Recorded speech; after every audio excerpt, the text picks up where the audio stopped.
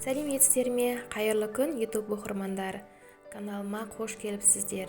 Бүгін мен сіздермен каналымда құймақтың құрамымен сіздермен бөлісетін боламын.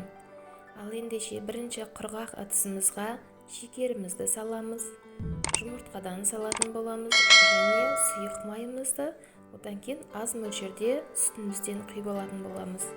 Себебі ұнды бір келкі араластырып алу үшін азғантай мөлшерде сүттен құйған дұрыс. Енді ұнымызды салып, бір келкі ешқандай түйір қалмайдай етіп араластырып аламыз. Сүтті осылай аз мөлшерден құйсақ, бізге араластыруға, түйіршіктерін кетіруге оңай болады. Одан кейін қалған мөлшердегі суымызды және де жылы суымызды құятын боламыз. Енді бұны араластырып, кішкентай бөлігін басқа ыдысқа құйып алатын боламыз. Себебі құймағымызды безендіру үшін. Ал егерге сіздерге ондай безендіру қажет болмаса, онда бәрін бірдей жасай берсеңіздер болады. Енді көп бөлігіне ұнымызды салып, бұны да бір келкетіп араластырып аламыз. Одан кейін жаңағы аз мөлшерде алып қалған массамызға бір қасық какаоны қосып, оны да араластыратын боламыз. Табамызға бірінші пісіретін кезде май жағып аламыз, одан кейін май жағудың қажеті жоқ.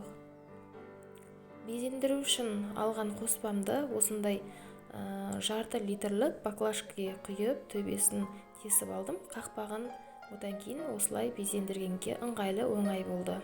Өзіңізге қандай безендіру ыңғайлы, солай жасасаңыз болады.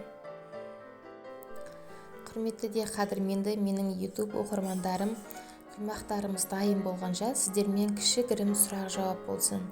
Сіздер менің YouTube каналымда қай бағытта жүргізгенімді қалайсыздар, қандай видео салғанымды қалайсыздар? Себебі сіздердің жауаптарыңыз, кеңестеріңіз өте маңызды. Себебі сіздер бізді қолдап, бізді жетістікке шығаратын оқырмандар сіздер.